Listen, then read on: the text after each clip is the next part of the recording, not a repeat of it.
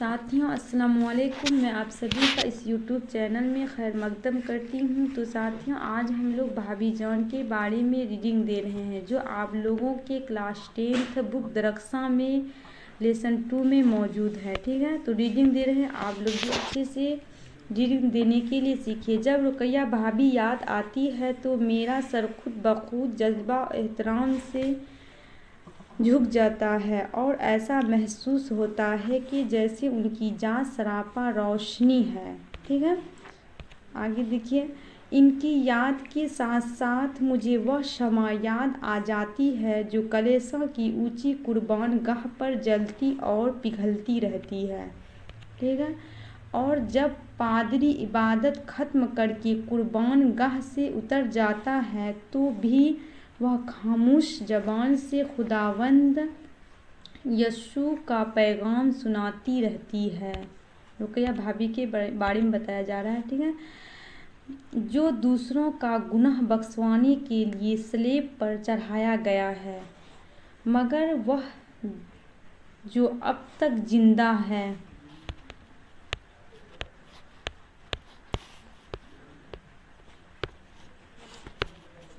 आप लोग भी मतलब इसका रीडिंग देते चलिए, और क़यामत तक जिंदा रहेगा और सबको नजात दिलाएगा।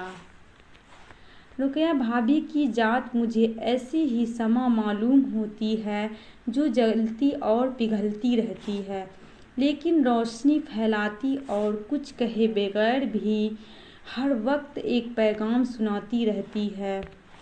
ऐसा पैगाम जो अमर है, यानी जो कभी नहीं मरे। रुकैया भाभी के बारे में बताया जा रहा है। भाभी ने सवेरे आवाज़ दी, किसको? तो देखते हैं। खैर तू है शहजादे, घोड़े बेचकर सोए हो, चाय ठंडी हो रही है। ये अपनी बात देवर को कह रहे हैं। भाभी की आवाज़ सुनकर मैं उठ बैठा। वह मुस्कुरा दे और बोले,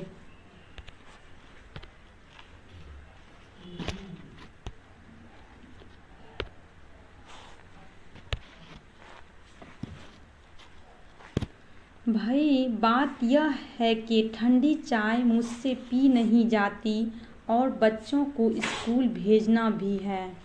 ठीक है, कौन कह रहे हैं? भाभी यही तो मुसीबत है आपके साथ। सुबह हुई और उठाकर बैठा दिए। ये कहते हैं देवर, इसके देवर का नाम क्या था? अख्तर था। ये कह रहे हैं अपनी भाभी को। ठीक है, हम लोगों को भी आप तालिबे इल्म समझती हैं, अख्तर कह रहे हैं भाभी को। ठीक है, भाभी बोले, तो आज तुम कौन बूढ़े हो चुके हो?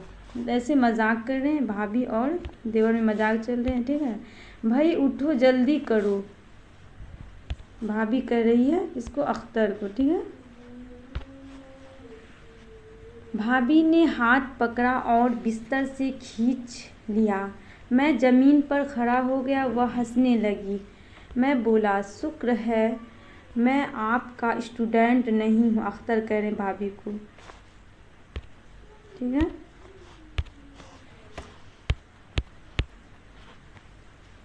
बातें ना बनाओ, चाय ठंडी हो रही है, मुझे बैठे हैं, बच्चे बैठे हैं। ठीक,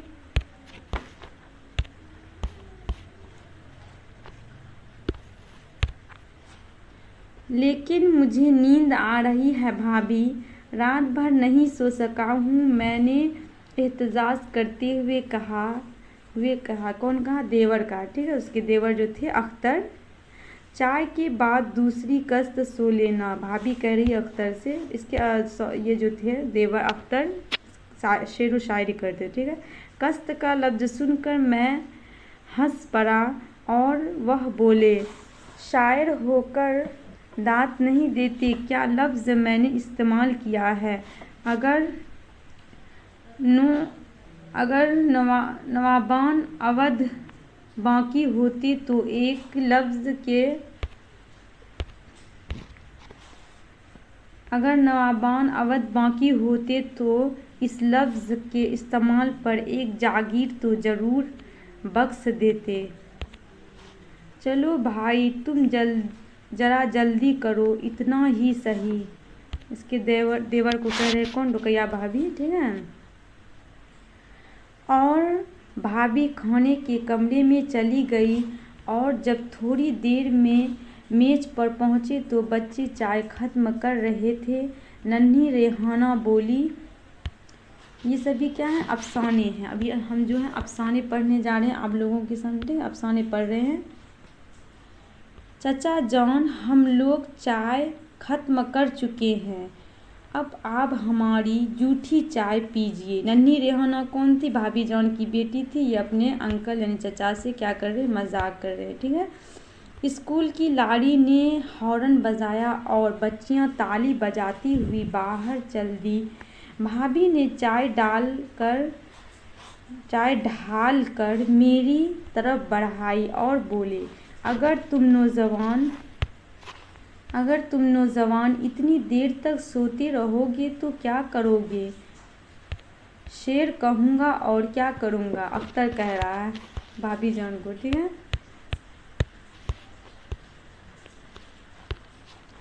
और कुछ नहीं, भाभी माना खेज अंदाज से मुस्कुराए।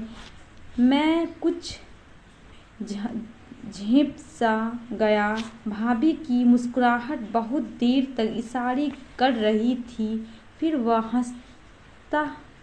वह आहिस्ता से बोले, तुम्हारे भाभी जान ठीक 4 बजे उठ बैठते थे और चाय पीकर काम शुरू कर देते थे। तुम्हारे भाई जान मतलब कौन कह रहे हैं? रुकया भाभी जो है अपने देवर अख्तर को कह रहे हैं, तुम्हारे भाई जान जो थे ठीक 4 बजे उठ बैठते थे और चाय पीकर काम शुरू कर देते थे, ठीक है। शुरू में तो मुझे भी बड़ा जबर होता था, लेकिन आज सुबह उठने की आदत काम आ रही है। इस मतलब तो क्या भाभी के शौहर जो थे मतलब बहुत सवेरे उठते थे, ठीक है, उसी के बारे में बताया जा रहा है। मैंने पलट कर देखा, भाभी की श्रृंगार मेज पर नन्ही भाई की खूबसूरत सी रंगीन तस्वीर रखी हुई थी। यानी रुकया भाभी के शौहर को जो थे सियासत का शौक था, इसलिए वो जेल में थे, यानी वो घर में नहीं थे। ये सब कल्पना किया जा रहा है कि इसके मतलब तस्वीर रखा हुआ है, ठीक है।